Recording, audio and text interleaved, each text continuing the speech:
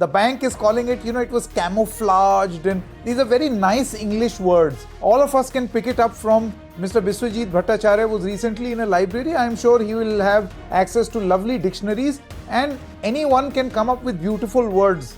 Essentially, this is a scam. You routed the money. HDFC routed the money, presenting that money as some compensation that needs to be given to a client. Where there is money being put in, your money, my money, and everybody's money. And then there is also a SEBI issue. This is one part we were talking about the RBI issue. Please understand that disclosures, your board meeting, earnings calls, after your reportings of earnings have happened, all of those analyst reports, all of those that recommend buy or sell or particular views on equity, in this case the HDFC Bank's equity, may also get impacted. I think HDFC Bank should come out absolutely crystal clear and clean, because dealing with public funds, these are all public funds, is a huge responsibility of trust bestowed on the management of HDFC.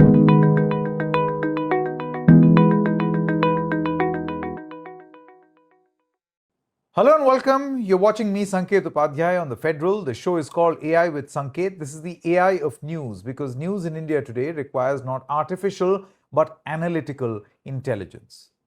A couple of months ago, a news came in, that of the resignation of the independent director of India's largest private sector bank, HDFC. Mr. Atanu Chakraborty resigned, and in his resignation letter, he said that certain happenings in the banks were not in congruence with my ethics.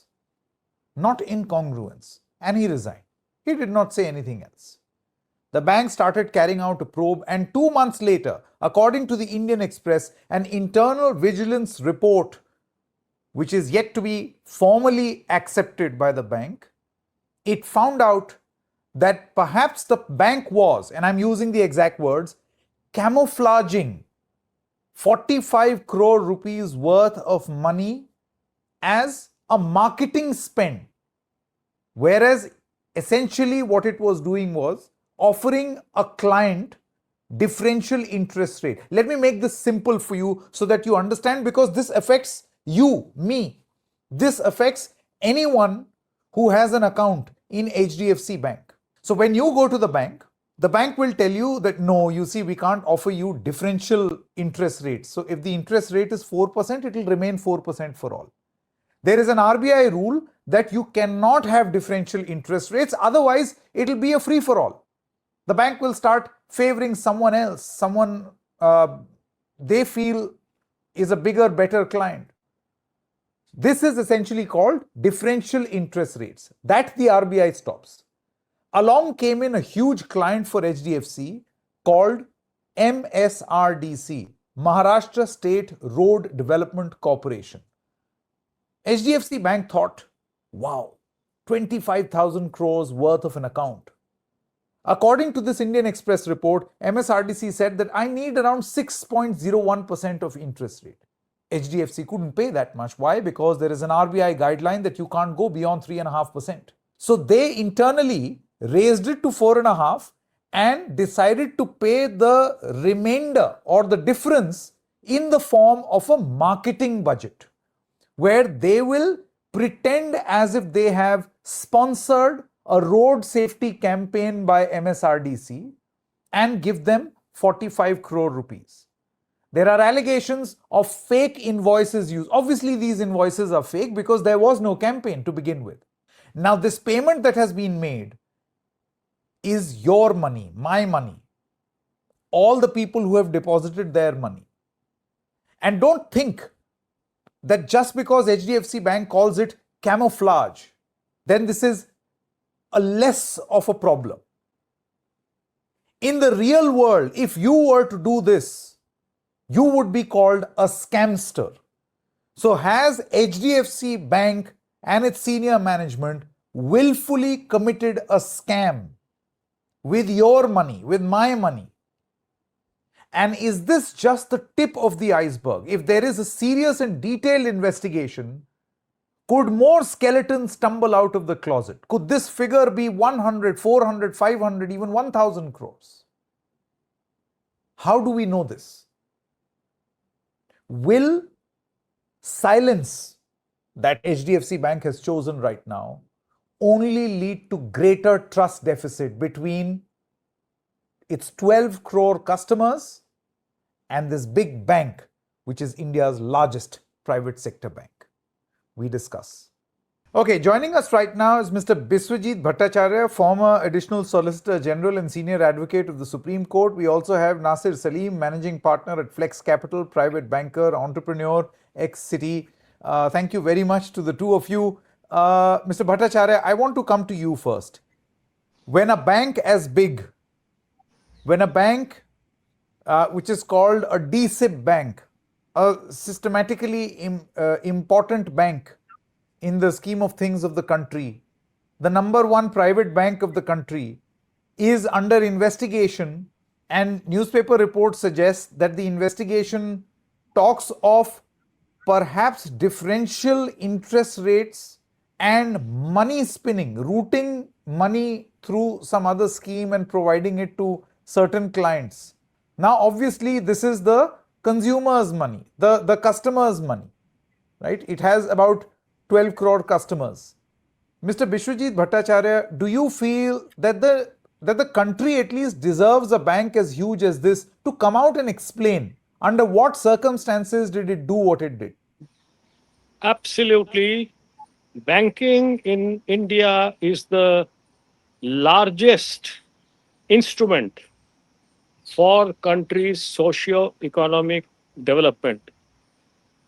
Sanket, as you know, in the last union budget on 1st of February,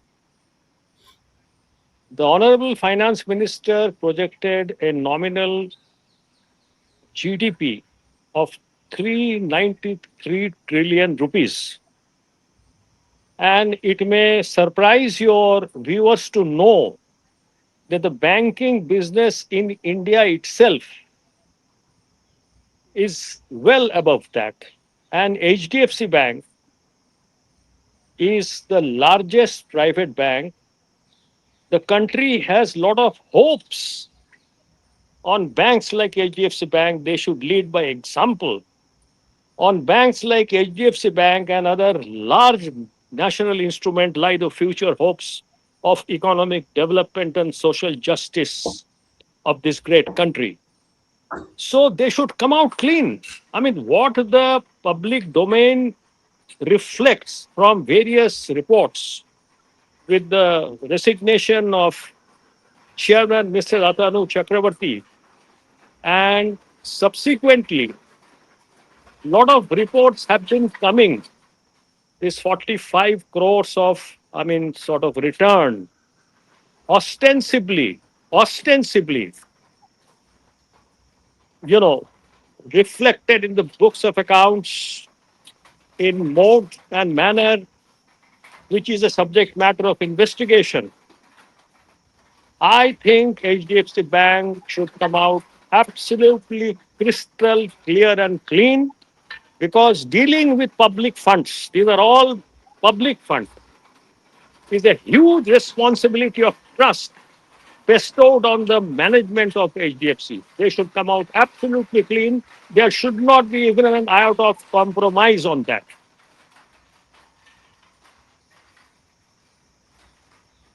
Nasser Salim, I want to come to you now. You see, at the core of the argument that is being placed right now is that the HDFC Bank is currently undergoing an internal vigilance probe regarding an alleged payment of 45 crore rupees made to the Maharashtra State Road Development Corporation.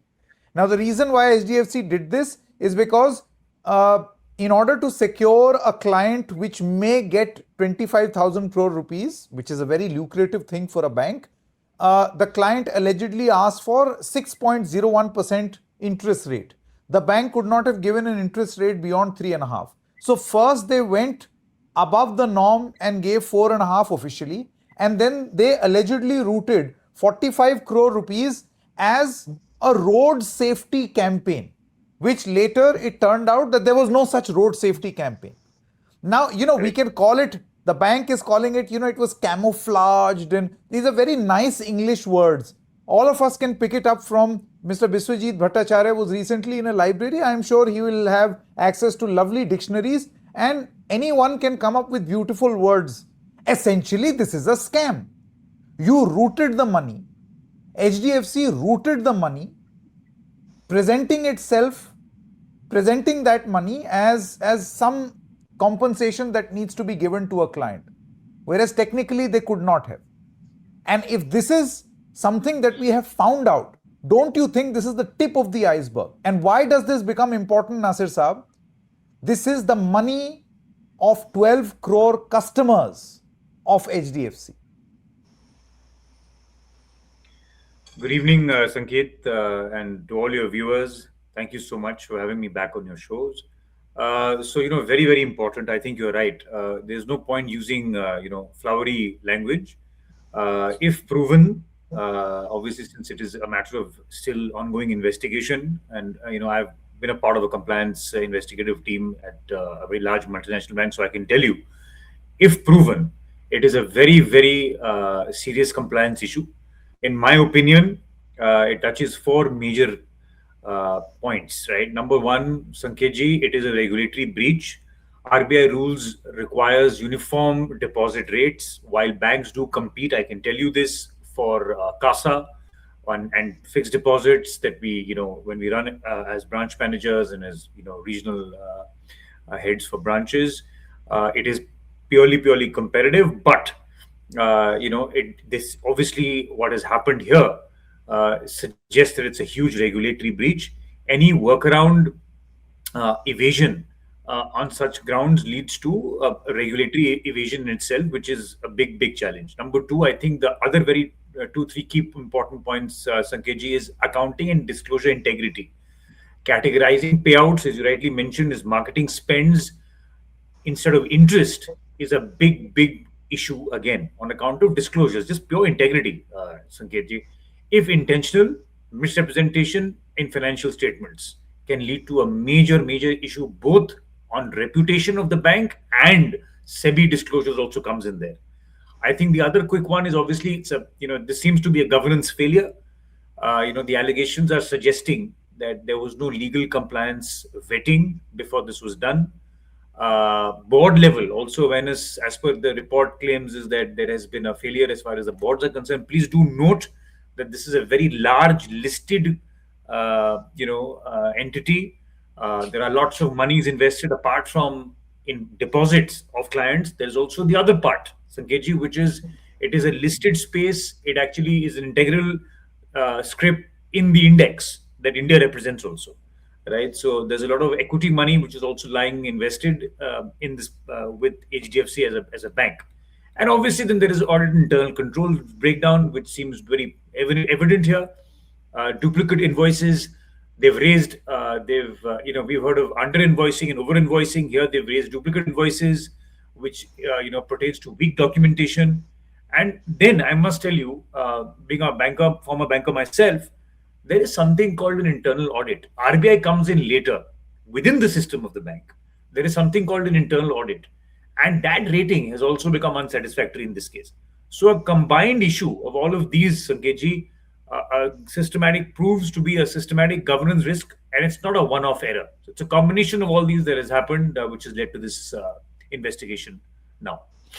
Yeah, Biswajit Bhattacharya ji, I want to come back to you. You see, this is something which in a vigilance report has come to light on a bank which even otherwise is subjected to very high regulatory, this sector itself is subjected to extremely high regulatory framework, and yet this has happened. Now, if a bank, if 45 crores is something, you call it camouflage or whatever, essentially it is a scam. You have routed money meant for something else for something else. This is in common parlance, this is how scams are done. Now, Mr. Biswajit Bhattacharya, don't you feel that if this is one thing which has come to light, this could very well be the tip of the iceberg? What if this is the norm in the bank or all the banks? Don't you think this requires a thorough probe? It not only requires a thorough probe, the probe should set a benchmark for the country. And this country has more than 400 trillion rupees of banking business. As I told you, India's GDP nominal projected for the budget year 26-27 is 393 trillion rupees. Banking business alone is in excess of 450 trillion rupees as of now. So if this one transaction is not taken to its logical end with total transparency, then I think the situation will become very, very serious. And ultimately, I would agree with my learned friend, internal auditors, etc., should offer explanation, but overridingly, Reserve Bank of India cannot afford to let public trust wane even a fraction of a percentage. So therefore, nobody can question the discretion of the bank within the rules. If there is a card rate, you offer that rate. Even I have worked in a bank, like my learned, distinguished friend. I have worked in a public sector bank. I have worked in a multinational bank. So, therefore, I mean, you need not have to work in a bank in order to know the basic ethics and regulations. These have got nothing to do with banking business as such. These have got everything to do with basics ethics. Those who are occupying the position of trust must come out clean. I mean, if you want to pay higher interest rate, there are ways and means and norms. But you just cannot spread over a period as it has been, highlighted in the press, spread over a period of time. Allegations have been leveled. Well, I would prefer to call them allegation as of now, until and unless some authentic report comes out in the public domain. Although Indian Express have done some very, very commendable investigative journalism, only because of the Indian Express report and other press reports and social media, they are rendering a human service to the country. Transparency is the key word in banking business. Not only why only banking business, every business. What is this 45 crore allegation? I mean, why not come out clean?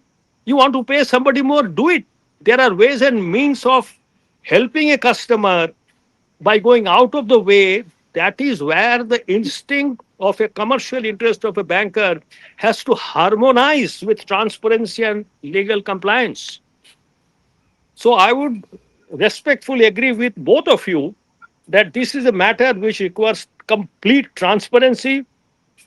Everybody should know, everybody has a right to know how an institution which at one stage reached, I have read it in the media, within the top 10 value wise in the world. I mean, they must not allow their reputation to be besmirched, even 1%. It is a question of pride of HDFC Bank. HDFC Bank as an institution must rise to the occasion and display some institutional pride of integrity, transparency, honesty, because there are, as you said, 12 crore depositors, as you say. Not only a question of 12 crore depositor, it is a vehicle for India's economic development, as I have been repeatedly telling. Look at the enormity of the figures. So, therefore, it's high time the matter comes out in the public domain. And Mr. Chakraborty is concerned, although he has raised the issue, I mean, he has not taken the issue to its logical end. So, therefore, the logical end has to be seen.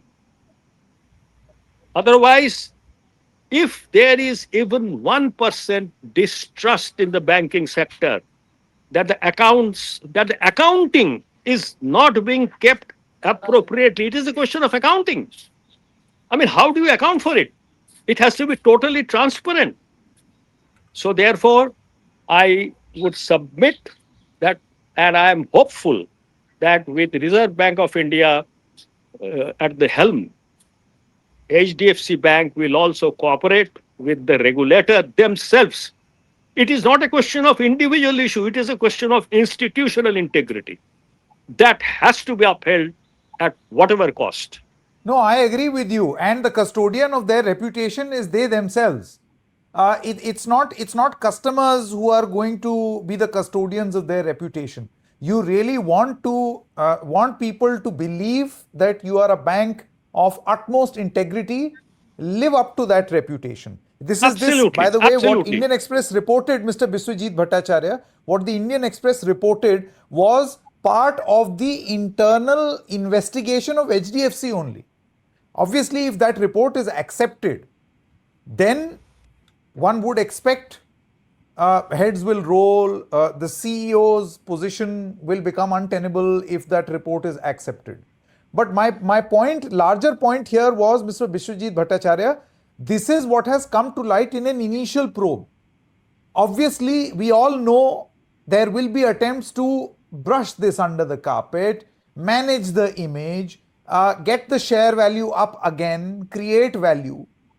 And that cannot be motivation to not look into these matters. Today, it may appear like a matter of only 45 crore rupees. I feel even 1 rupee is one too many.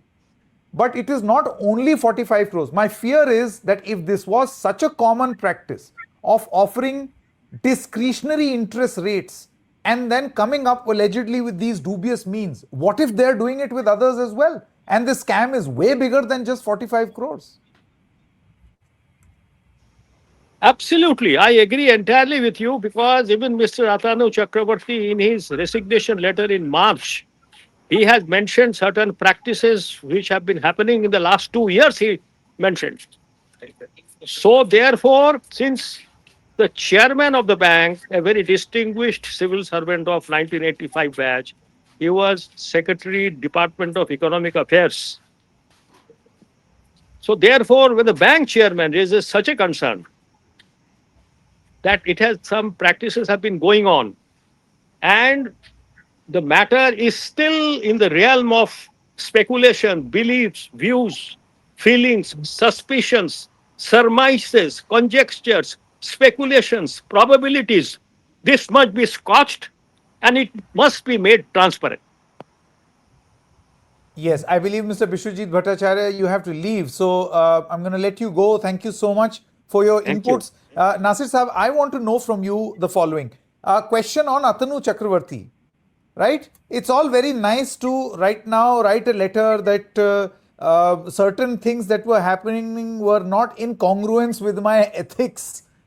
Now, he was at the helm. He was an independent director for 2 years.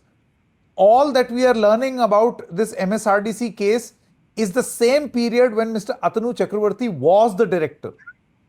Is he not accountable himself? It's all very nice to resign and say, my usul, my adarsh, my reputation. Why didn't you act then, bhai?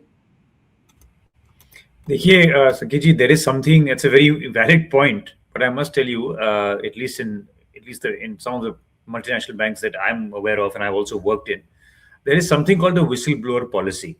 Now, please don't get me wrong to say that, Mr. Atanu Chakraborty is, will not be held liable if proven. All these allegations are all, if I can use the word sub judice, being investigated even now.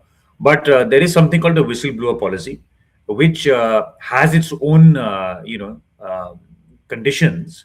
But if you're a whistleblower, typically in a setup like this, then you do get some, indemnity, if I can say so, or rather protection. But obviously, the liability doesn't end.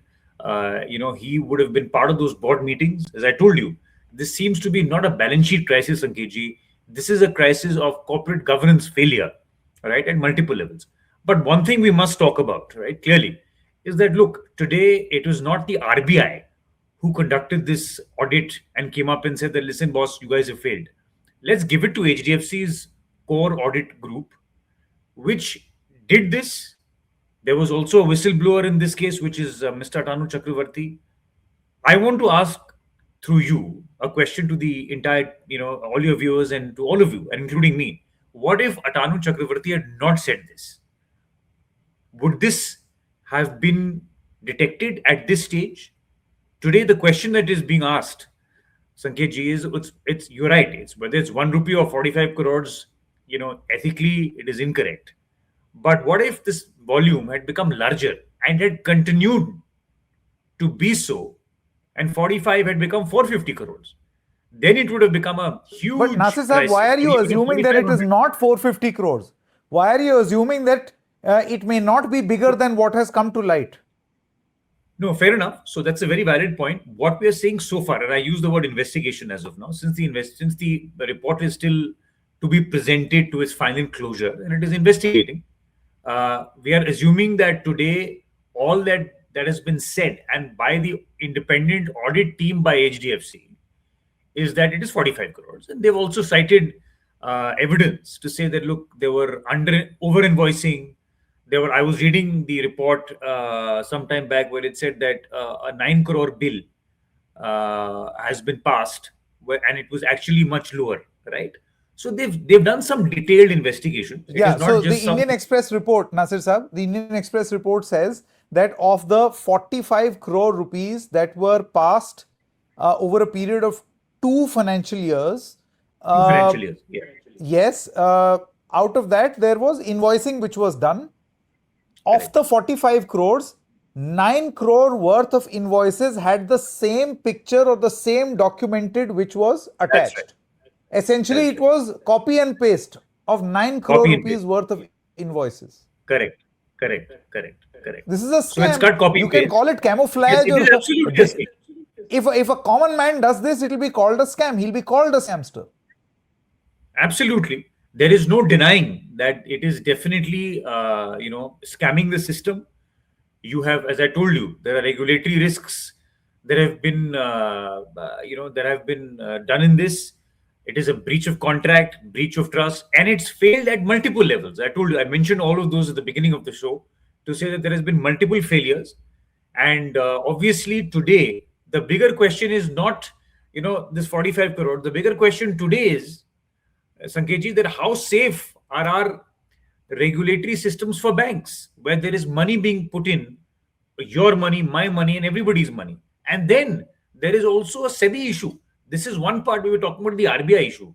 Please understand that disclosures, your board meeting, earnings calls, after your reportings of earnings have happened, all of those analyst reports, all of those that recommend buy or sell or particular views on equity, in this case, the HDFC Bank's equity, may also get impacted, right? So it is not only restricted to the RBI part of it, which is the banking part. It can also impact the holdings for a lot of million investors. There are lakhs and crores of investors in HDFC Bank as equity investors. Their money is invested. The money is also equity stock. This particular bank also is listed on the index. There are many investors like whom we know and we all know who are passive investors. They invest in index funds or indices directly and replicate those holdings in their portfolios. That also may get impacted because HDFC holds a considerable chunk of portfolio allocations there. So look, it is not just simple as that. But I think the bigger issue here is, and obviously, again, what is confirmed versus what is not confirmed, Sanketji, is that, he's cited ethical reasons, Atanu Chakraborty, and I think the stock reacted sharply. There was a huge market cap erosion, which we've seen, and RBI issued a statement reassuring stability. I think what is more important to see now is how RBI conducts and closes this entire case so that we're all arrested. We're all at peace, because what we don't want to see, and I think clearly what you mentioned, is that it should not be happening across other banks, which I don't think is the case. I can tell you this, there are multiple reports that run when a bank has its own audit system. Then there are quarterly reports, submissions that happen on to the RBI as the regulator. And, this entire, all of these give rise to red flags. There are red flags, right? For example, weak audit detection, duplicate invoices on one photograph, as you rightly mentioned. I was also reading that report.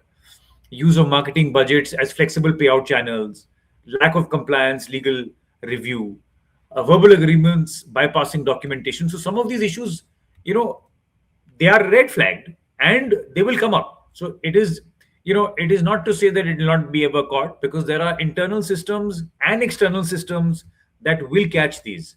But clearly, the bottom line is, Sanketji, that as far as this matter in HDFC is concerned, it's a matter of institutional governance risk, which in this case, actually, the risk has become now real valid risk. It has come and hit us.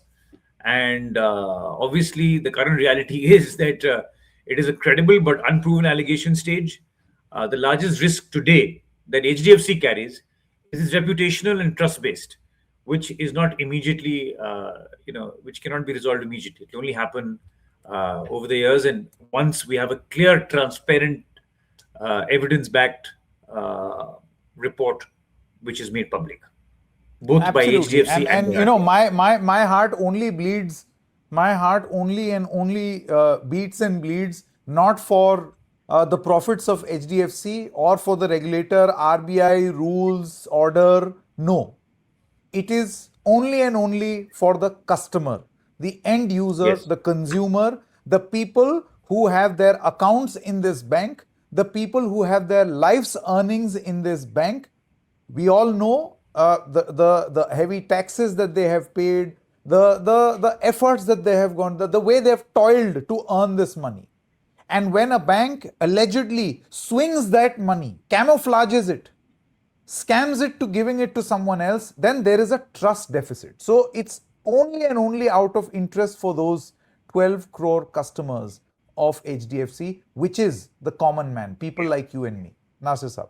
Absolutely, absolutely. I just like to just add one more thing here, since we have, very important point you raised, Sanketji, and for your viewers, more importantly, this risk that we're talking about here seems to be at this stage more of a governance risk rather than a financial risk, because as far as financial strength is concerned, until now, because data is available publicly, we track it very closely.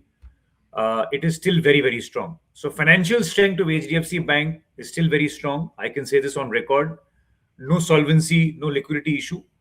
Again, subject to investigation being completed, it may be 45, may become 4,500 crores, it may become 450. But today, as we speak, as your money is lying in HDFC Bank, there is no financial issue. There is financial strength. However, governance trust clearly has been dented. That is an important issue. And therefore, this is a trust and a governance discount case, not a balance sheet crisis case. That is the only thing that I would like at least to tell your viewers at this point of time and at this stage. Right. Nasser Salim, thank you so much for your time. Let's just hope that we very soon hear the end of what clearly appears to be a scam dressed as differential interest and politely being called camouflage. Thank you very much, Mr. Nasser Salim, for joining us. Thank you, Sanketji. Always a pleasure. Thank you. Thank you.